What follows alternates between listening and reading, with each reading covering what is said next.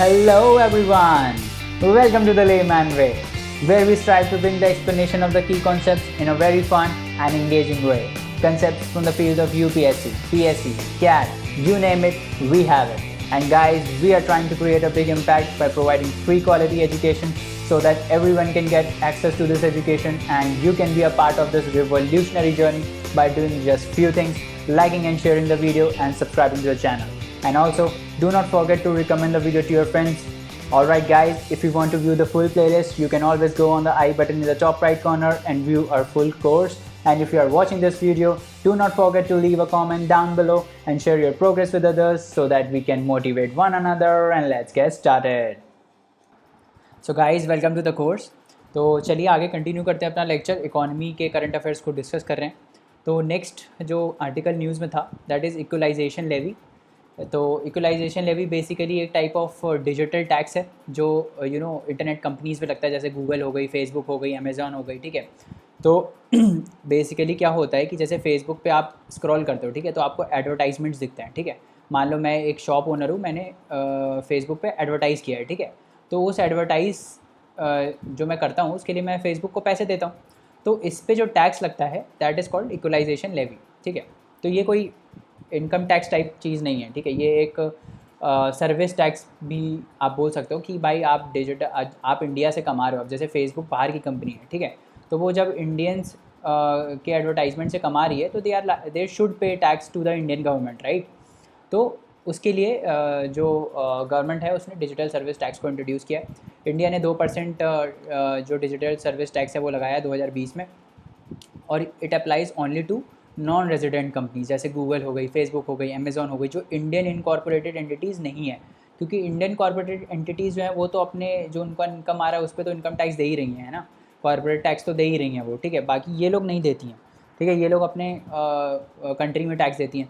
तो इसीलिए India is missing out on those advertisement taxes. तो it covers online sales of goods and services to and aimed at persons in India. ठीक है, earlier in 2016 equalisation levy was introduce to tax payments for digital advertisement services. तो जो advertisement services थी वहाँ पे equalisation levy लगाया गया था. कितना था? 6% का. ठीक है, तो उन्हीं के लिए था जो कम से कम ये इन एडवर्टाइजमेंट से कम 1 लाख से ऊपर पैसा कमा रही है. जैसे मान लो अगर फेसबुक आपको एडवर्टाइज़ करने दे रहा है तो उससे अगर इसका टोटल ग्रॉस जो अर्निंग है वो 1 लाख से ऊपर है तभी ये 6% का टैक्स इस पर लगता था. ठीक है, बजट जो है 2020-2021 में क्या किया गया है, इसको वाइडन करके ई कॉमर्स कंपनीज़ को भी इंक्लूड कर दिया गया है. जितनी भी ई कॉमर्स कंपनी है जैसे अमेज़ॉन हो गई, फ्लिपकार्ट हो गई, है ना, इस पर भी अगर आप एडवर्टाइज़ कर रहे हो तो उनको भी अब टैक्स पे करना पड़ेगा. ठीक है, for this purpose tax is 2% plus a surcharge. ठीक है, तो अगर कोई भी ई कॉमर्स कंपनी पे एडवर्टीज़मेंट जैसे गूगल एड्स टाइप का होता है. ठीक है, गूगल एड्स एक चीज़ होती है, उसमें क्या होता है कि आपका मान लो वेबसाइट है, ठीक है, उस पर कोई थर्ड पार्टी आके एडवर्टाइज़ कर रहा है. ठीक है, तो इससे गूगल आपको पैसा देता है इस चीज़ के लिए. ठीक है, तो ये जो टाइप का सर्विस है, ठीक है, कि जिसमें आप अपनी साइट पे होस्ट कर रहे हो, है ना, आप अपनी साइट पे, गूगल ऑब्वियसली उससे पैसा लेगा, जिससे जो यहाँ पे एडवर्टाइज़ कर रहा है कुछ पार्ट अपने पास रखेगा और कुछ पार्ट आपकी वेबसाइट को देगा. ठीक है, तो ये सब जो चीज़ें हैं इस पर टैक्स लगेगा आपसे 2% और सरचार्ज का टैक्स. ठीक है, आगे बढ़ते हैं. अब जीएसटी के बारे में बात करते हैं कि जीएसटी में क्या डेवलपमेंट्स हुआ है. तो सबसे पहले हिस्ट्री से चालू करते हैं. तो 101 जो कॉन्स्टिट्यूशनल अमेंडमेंट एक्ट था उसके थ्रू ये आया था, है ना. It is the biggest indirect tax reform. GST एक इनडायरेक्ट टैक्स है, याद रखना, कभी भूल मत जाना कि डायरेक्ट टैक्स में काउंट कर लेना इसको. ठीक है, तो इस जीएसटी ने क्या किया, जो 17 इनडायरेक्ट टैक्सेस थे हमारे, जैसे एक्साइज ड्यूटी था, वैट था, सर्विस टैक्स था, इसको सबस्यूम करके एक टैक्स में ले आया, दैट इज़ जीएसटी. ठीक है, तो अभी क्या है, इसमें कुछ टैक्सेस जो हैं वो जीएसटी में अभी भी जीएसटी के परव्यू में नहीं आते. तो ऐसे कौन कौन से टैक्सेस हैं, ऐसे जो पेट्रोल पे ड्यूटी लगती है. ठीक है, जो पेट्रोल पे एक्साइज ड्यूटी लगती है ना, हाइड्रोकार्बन्स हो गए जितने भी, जैसे डीजल हो गया, petrol diesel, aviation turbine fluid हो गया, एटीएफ हो गया, है ना, इन सब पे अभी भी जीएसटी नहीं लगता है. ठीक है, उसके अलावा जो हमारे अल्कोहल है जो ह्यूमन कंजम्पशन के लिए यूज़ होता है, जैसे बियर हो गई, विस्की हो गई, है ना, इन सब पे भी क्या बोलते हैं, जीएसटी नहीं लगता है. इन सब पे अभी क्या लगता है, वैट लगता है. ठीक है, और यहाँ पे भी जो आपके ये पेट्रोल वगैरह है इन सब पे भी एक्साइज ड्यूटी और वैट लगता है. ठीक है, तो ये सब अभी इसमें नहीं है. ठीक है, अभी इनको छोड़ के बाकी सारे प्रोडक्ट्स में कौन कौन सी स्लैब्स हैं, 5, 12, 18 और 28%. मोस्टली ज़्यादातर जो है वो 18% पे ही है. ठीक है, जो 28% में वो लोग हैं जो सिन प्रोडक्ट्स होते हैं ना, सिन और लग्जरी प्रोडक्ट्स, जैसे टोबैको हो गया, पान मसाला हो गया, ये सब सिगरेट हो गया, इन सब पे ये 28% वाला टैक्स लगता है, ठीक है।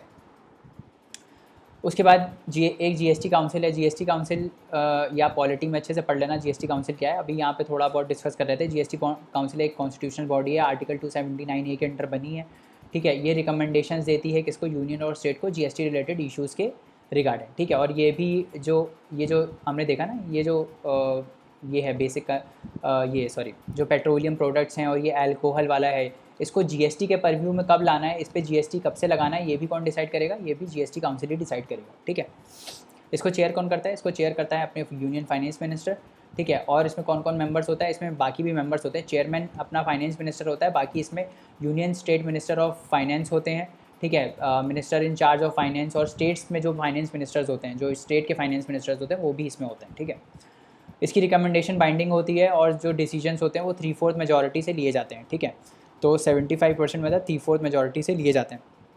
सेंटर जो है, सेंटर का वोटिंग पावर 1/3 होता है, ठीक है, 1/3 होता है, और जो स्टेट्स वाले हैं उनका पावर 2/3 होता है। तो आप देखोगे इसमें, देखो इसके अप्रूवल के बिना ये पास ही नहीं हो सकता, क्योंकि 2/3 तो 66% होता है ना, हमको कितना चाहिए 35% या फिर 3/4 ऑफ द मेजॉरिटी चाहिए। तो सेंटर का वीटो पावर आ ही जाता है। अगर सेंटर नहीं चाहे कोई अमेंडमेंट पास कराना, तो वो नहीं पास होगा एक्चुअली, ठीक है। इससे स्टेट की मर्जी नहीं चलेगी, समझ में आ गया। Tax payers with turnover more than 5 crore will have to provide now HSN. अब जो भी टैक्स पेयर्स हैं जो 5 करोड़ से ऊपर कमाते हैं, ठीक है, जो भी 5 करोड़ से ऊपर कमाते हैं, जो टैक्स देते हैं, उनको अब एचएसएन कोड भी अपने देना पड़ेगा प्रोडक्ट्स का और सर्विसेज का, ठीक है। एचएसएन कोड क्या है, HSN code basically world custom organization, एक ऑर्गेनाइजेशन है, उसने बनाया था। It is a international nomenclature for classification of goods and services. तो आप कभी कोई चीज़ इंपोर्ट करना बाहर से, अगर इंपोर्ट करोगे कभी कोई चीज़, तो हर एक प्रोडक्ट का ना एक एचएसएन कोड होता है, जिससे वो प्रोडक्ट को आइडेंटिफाई करते हैं। जैसे मान लो आपने जैसे लेट्स से आपने कोई मोबाइल फ़ोन मंगाया बाहर से, ठीक है, तो उस मोबाइल फ़ोन का एक एचएसएन कोड होता है। वो एचएसएन कोड जो होता है वो कस्टम डिपार्टमेंट को आपको डिक्लेयर करना पड़ता है कि ये प्रोडक्ट हमने मंगाया है, उसके हिसाब से इसके ऊपर ड्यूटी लगती है, कस्टम ड्यूटी, ठीक है। तो वो आप डिफाइन करना पड़ेगा, ठीक है। Ministry of Finance indicated that issuers and beneficiaries of fake GST invoices can be detained under the Conservation of Foreign Exchange and Prevention of Smuggling Act 1974। तो बेसिकली कुछ लोग क्या करते हैं, शान पट्टी करके आप देखो जीएसटी आप पे तो कर रहे हो, ठीक है, उसके ऊपर इनपुट टैक्स क्रेडिट मिलता है ना। तो जैसे मान लो आप 18% जीएसटी किसी से लेते हो, ठीक है, उसके बाद आप ये सरकार को पे करते हो, आप बोलते हो कि भाई हमने तो इधर पे कर दिया है ना, अब आप हमको ये वापस करिए, ठीक है। तो ये फेक इन्वॉइसेस जनरेट करके भी आप अभी तो लोग क्या करते हैं कि भाई फेक इन्वॉइसेस जनरेट करके ये इसको पे करते हैं, मतलब गवर्नमेंट को दिखाते हैं कि ये भाई हमने इन्वॉइस जनरेट किया, यहाँ से हमने 18% जीएसटी पे कर दिया ऑलरेडी, आप हमको ये as a input tax credit दे दीजिए, ठीक है। तो गवर्नमेंट दे देती है। अब अगर ऐसा कोई बंदा पकड़ा गया फेक जीएसटी वाला, तो उसको इस एक्ट के अंदर, conservation of foreign exchange and prevention of smuggling act के अंदर कर दिया जाएगा, ठीक है, पेनल्टी लगा दी जाएगी उसके ऊपर, ठीक है। At present actions are being initiated under GST law, income tax law and prevention of money laundering act. अभी एट प्रेजेंट इस चीज़ को कैटर करने के लिए 3 लॉज हैं, जीएसटी, इनकम टैक्स और प्रिवेंशन ऑफ मनी लॉन्ड्रिंग। अभी अब आज से क्या होगा कि इसके बाद कंजर्वेशन इसके अंडर होगा, conservation of foreign exchange and prevention of smuggling activities act के अंदर होगा, ठीक है। आगे बढ़ते हैं। Supreme court upheld levy of GST on lottery, betting and gambling. अब बेटिंग, गैम्बलिंग और इन सब पे भी जो है जीएसटी लगेगा। Supreme court observe that definition of goods under article 366 of the constitution was inclusive and there was no intention to give any restrictive meaning to the goods. तो ये अब भाई देखो, पहले इस पर कोई प्ली आया था जिसमें बोला था कि इसको बाहर करो जीएसटी के, बट सुप्रीम कोर्ट ने बोला नहीं हम इस पर जीएसटी लगाएंगे, और कितना लगाएंगे, 28% लगाएंगे, क्योंकि ये लग्जरी वाली चीज़ है ना, लॉटरी, बेटिंग, गैम्बलिंग, ये सब ऐसी चीज़ें हैं जिनको सरकार प्रमोट नहीं करती है, तो इसके ऊपर सबसे ज़्यादा जीएसटी लगता है, ठीक है। अब आगे बात करते हैं जीएसटी कंपेंसेशन सेस इशू की। तो जीएसटी कंपेंसेशन सेस क्या होता है, देखो अब क्या था कि जब जीएसटी आया, जीएसटी आने से पहले क्या था कि जीएसटी देखो एक डेस्टिनेशन बेस्ड टैक्स है। सबसे पहली बात ये नोट करो कि जो जीएसटी है वो एक डेस्टिनेशन बेस्ड टैक्स है। डेस्टिनेशन बेस्ड टैक्स मतलब ये होता है कि भाई जहाँ प्रोडक्ट जा रहा है, ठीक है, उसका टैक्स मिलता है। जैसे कि मान लो स्टील है, ठीक है, अब छत्तीसगढ़ में बहुत ज़्यादा स्टील है, ठीक है। अब मान लो ये स्टील जो है वो छत्तीसगढ़ से रिलायंस इंडस्ट्रीज जाता है, जो कि महाराष्ट्र में है, ठीक है। रिलायंस इंडस्ट्रीज आता है मान लो यहाँ से ये स्टील, तो स्टील पे जो इस स्टील जो है इस पे जो टैक्स लग रहा है आईजीएसटी जो लगेगा, ठीक है, आईजीएसटी लगेगा ना, इंटरस्टेट मूवमेंट पे आईजीएसटी लगता है, इसमें आईजीएसटी जो लगेगा वो सेंटर किसको शेयर करेगा, छत्तीसगढ़ को कि महाराष्ट्र को। तो इसमें अभी जीएसटी में क्या होता है, जीएसटी में ये महाराष्ट्र को शेयर होता है, ठीक है, क्योंकि जीएसटी एक डेस्टिनेशन बेस्ड टैक्स है, जहाँ प्रोडक्ट जा रहा है उस गवर्नमेंट को टैक्स मिलता है, ठीक है। तो भाई स्टील आया तो छत्तीसगढ़ से, तो मिलना छत्तीसगढ़ को चाहिए है ना, बट मिल महाराष्ट्र को रहा है, तो इनका क्या हो गया, इनका रेवेन्यू लॉस हो गया, क्योंकि जीएसटी से पहले यहाँ वैट लगता था, और वैट किसको मिलता था, वैट लोकल स्टेट गवर्नमेंट को मिलता था, तो इनका तो लॉस हो गया। तो उसको कंपेंसेट करने के लिए सरकार ने ये बोला कि हम आपको जीएसटी कंपेंसेशन सेस देंगे। अब इसमें हम क्या करेंगे, जितना भी आपका पहले 5 साल के लिए रेवेन्यू लॉस हो रहा है इस वजह से, अब मान लो छत्तीसगढ़ ने कुछ पर्टिकुलर क्वांटिटी ऑफ स्टील यहाँ महाराष्ट्र को भेजा, उस पर जितना भी टैक्स लगा, ठीक है, जो इसको मिलना था छत्तीसगढ़ को, जो कि महाराष्ट्र को मिल गया, वो सरकार इनको देगा पहले 5 साल के लिए, सर जो सेंटर है वो देगा पहले 5 साल के लिए। तो that was GST compensation cess, ठीक है। अभी क्या हो रहा है कि भाई अभी कोविड आया तो सरकार जो सेंटर है उसने रिलीज़ नहीं किए ये फंड्स, ठीक है। तो इसमें कितने का शॉर्टफॉल हुआ, 30,000 करोड़ का शॉर्टफॉल हुआ है जीएसटी कंपेंसेशन सेस में। तो भाई स्टेट्स बोल रहे हैं कि स्टेट्स बोल रहे हैं कि भाई हमको चाहिए।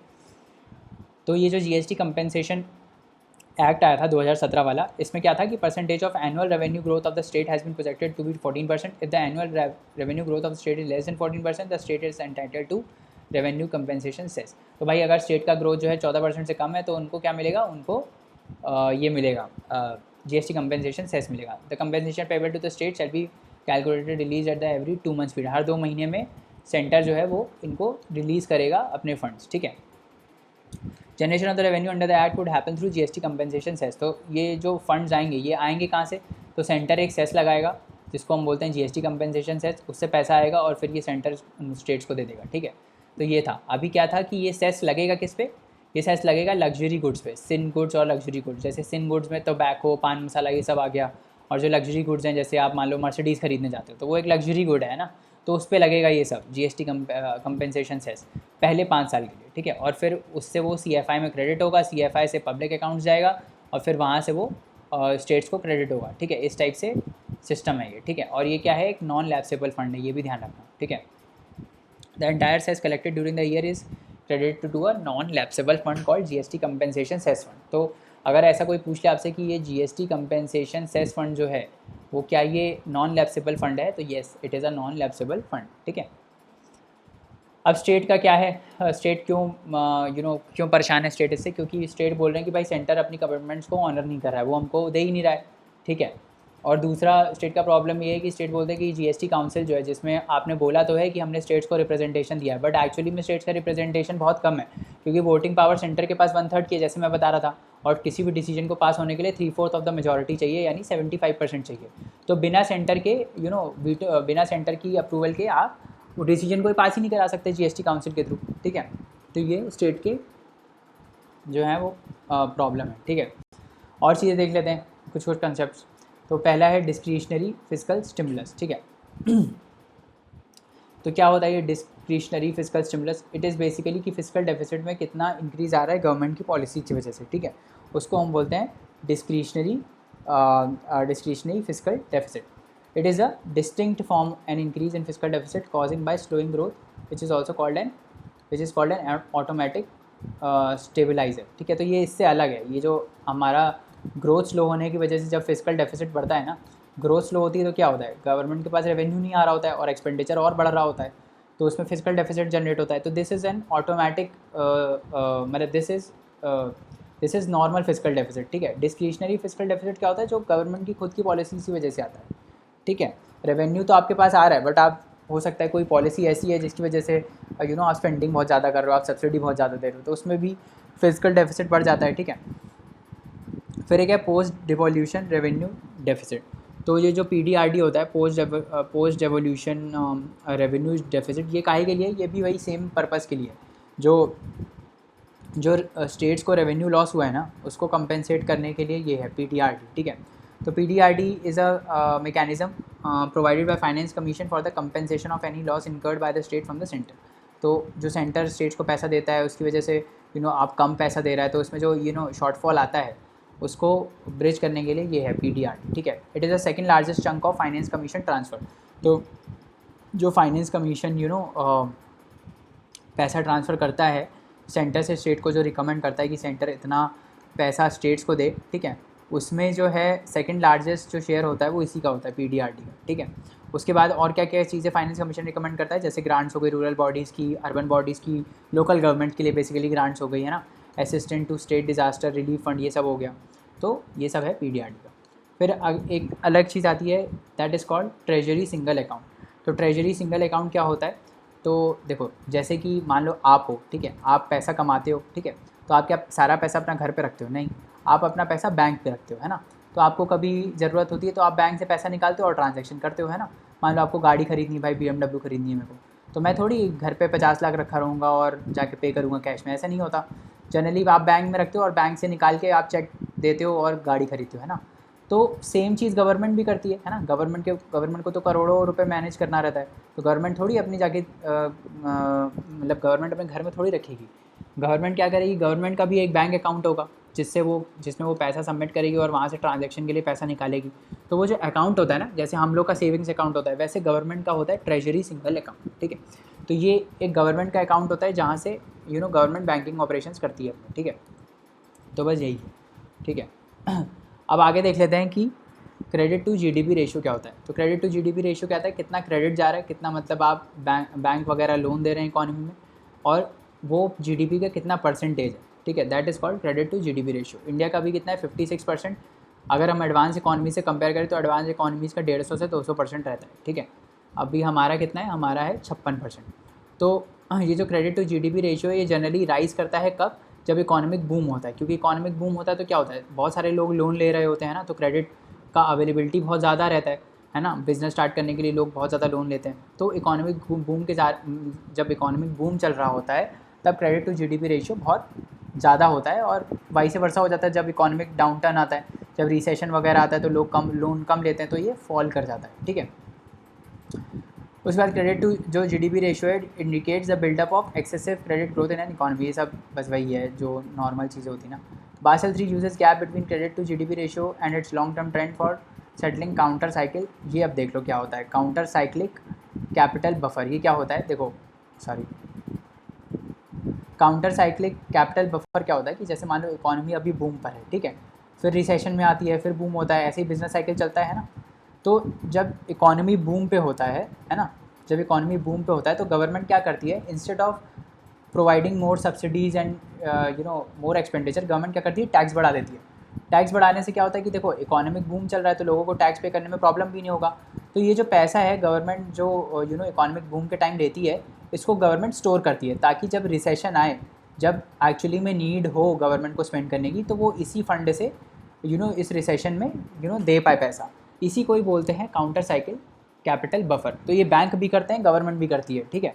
तो बैंक भी ऐसे पैसा जो है बूम के टाइम अपना अंदर कर लेते हैं, ताकि जब रिसेशन हो तो वो पैसे इन्फ्यूज़ कर पाए, ठीक है। गवर्नमेंट बेसिकली करती है ये। तो it is aimed at strengthening banks defences against buildup of systematic vulnerabilities. ये टफ लैंग्वेज में लिखा है और कुछ नहीं, जो मैंने समझाया वही है, ठीक है। Credit to GDP ratio.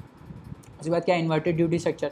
Inverted duty structure क्या है कि भाई जब आपका जो आप मान लो रॉ मटेरियल्स इंपोर्ट कर लो और जो फिनिश गुड है, तो रॉ मटेरियल पे जब टैक्स ज़्यादा लगता है रादर देन फिनिश गुड, मान लो रॉ मटेरियल पे टैक्स जो है वो 18% लग रहा है, और जो फाइनल प्रोडक्ट बना इन रॉ मटेरियल से बनाने के बाद उस पर टैक्स सिर्फ 5% लग रहा है, तो उसको हम बोलते हैं inverted duty structure. Inverted duty मतलब एक्चुअली में तो फाइनल गुड के ऊपर ज़्यादा टैक्स लगना चाहिए, बट रॉ मटेरियल के ऊपर ज़्यादा लग रहा है, ठीक है। तो उसको हम बोलते हैं इन्वर्टेड ड्यूटी स्ट्रक्चर, ठीक है। आगे बढ़ते हैं हाउस होल्ड फाइनेंशियल सेविंग्स पे, ठीक है। तो आरबीआई ने बोला है कि जो नेट सेविंग्स हैं, हाउस होल्ड सेविंग्स है, वो इंक्रीज़ हुई है 7.2 से 7.7% हो गई है। लोग ज़्यादा सेव करने लगे हैं कोविड के टाइम, ठीक है। तो जो net house hold financial savings होती हैं वो क्या होती हैं, जो ग्रॉस फाइनेंशियल सेविंग्स है माइनस लाइबिलिटीज़। लाइबिलिटीज़ में क्या क्या आता है, लाइबिलिटीज़ में आप मान लो कोई लोन ले रखा है बैंक से, तो आपको वो रीपे करना है, या फिर एनबीएफसी से कोई लोन ले रखा है तो उसको आपको रीपे करना है। जितना भी डेट आपने ले रखा है वो सारी आपकी लाइबिलिटी है, ठीक है। और ग्रॉस फाइनेंशियल सेविंग्स में क्या क्या आएगा, आपके बैंक डिपॉजिट, आपके पास जो करेंसी, आपके पास कोई हार्ड कैश है, आपने म्यूचुअल फंड्स में, शेयर्स में इन्वेस्ट किया हुआ है, पेंशन फंड्स में, नेशनल सेविंग स्कीम्स में, पीपीएफ अकाउंट्स में, ये जितना भी पैसा है वो सारा कहाँ पे आता है, वो सारा आता है gross house hold financial savings में, ठीक है। अभी रीज़न क्या है, क्यों बढ़ा है, क्योंकि स्लो डाउन हो गया इकॉनमी में, ठीक है। तो इसमें इससे क्या हुआ है कि जो लेंडिंग है बैंक्स की वो कम हो गई है, लोग अब ले नहीं रहे, लोग सेव ज़्यादा कर रहे हैं, ठीक है। इंडिया की जो हाउस होल्ड सेविंग्स हैं they contribute about 60% of the countries savings, ठीक है। हाँ ठीक है, तो क्या करें, आगे बढ़ते हैं। Mutual agreement procedure. अब म्यूचुअल एग्रीमेंट प्रोसीजर की बात करते हैं। क्या है म्यूचुअल एग्रीमेंट प्रोसीजर? ये बेसिकली एक ऑल्टरनेटिव डिस्प्यूट रिजोल्यूशन मैकेनिज्म है, जिसमें क्या होता है कि दो कंट्रीज़ की जो टैक्स अथॉरिटीज़ होती हैं वो आके टैक्स क्लेम्स को सेटल करती हैं, ठीक है। तो it is basically an alternative dispute resolution process under tax treaties under which competent authorities of two countries enter into a discussion to resolve tax related disputes, ठीक है। अब मान लिया ने कहीं फ्रॉड किया, मान लो लंदन में भी कर दिया और इंडिया में भी कर दिया, तो इसके जो टैक्स रिलेटेड इश्यूज़ हैं, फिर ये दोनों कंपनी जो दो कंट्रीज़ हैं वो म्यूचुअल एग्रीमेंट प्रोसीजर के अंदर आएंगी और डिसाइड करेंगी कि कहाँ पे क्या करना है अब। तो वो है यही म्यूचुअल एग्रीमेंट प्रोसीजर, ठीक है। तो इसमें बेसिकली 24 मंथ्स का टाइम दिया जाता है रिजॉल्व करने के लिए, ठीक है। आगे बढ़ते हैं। इसमें क्या है, national institute of public finance and policy. तो ये क्या है, national institute of public finance and policy? ये बेसिकली एक ऑटोनॉमस इंस्टीट्यूशन है, रिसर्च इंस्टीट्यूट है। किसके अंडर? मिनिस्ट्री ऑफ फाइनेंस के अंडर। बस ये याद रखना कि मिनिस्ट्री ऑफ फाइनेंस के अंदर है और किसके अंदर रजिस्टर्ड है? सोसाइटीज़ रजिस्ट्रेशन एक्ट के अंदर रजिस्टर्ड है, ठीक है। और क्या ये कोई रिसेंट इंस्टीट्यूट है? नहीं, रिसेंट नहीं है, ये बहुत पुराना है, 1976 में इस्टेब्लिश हुआ था, ठीक है। इसका ऑब्जेक्टिव क्या है कि ये असिस्ट करता है किसको? सेंट्रल, स्टेट और लोकल गवर्नमेंट्स को पब्लिक पॉलिसीज़ बनाने में और उसको एनालाइज करने में। तो बेसिकली देखो नाम से ही दिखाई दे रहा है, पब्लिक फाइनेंस एंड पॉलिसी। तो जो भी पब्लिक पॉलिसीज़ हैं और जो पब्लिक फाइनेंस से रिलेटेड मैटर्स हैं उसमें ये इंस्टीट्यूट जो है वो असिस्ट करता है किसको? सेंट्रल, स्टेट और लोकल गवर्नमेंट्स को, ठीक है। तो ये रहा अपना national institute of public finance and policy, okay. तो चलिए दोस्तों, आज के लिए इतना रहने देते हैं, बाकी कंसेप्ट्स नेक्स्ट लेक्चर में पढ़ेंगे। और जाने से पहले लाइक, शेयर, सब्सक्राइब करना ना भूलें, चैनल को रिकमेंड करें अपने दोस्तों को, और आप हमको अपने डाउट्स और क्वेरीज़ जो हैं वो queries@thelaymanway.com पे भेज सकते हैं, जहाँ पे हम आपका रिप्लाई इंस्टेंटली करेंगे। तो चलिए नेक्स्ट लेक्चर में मिलते हैं, तब तक पढ़ते रहिए, हार्ड वर्क करते रहिए। Thank you so much, bye bye and take care.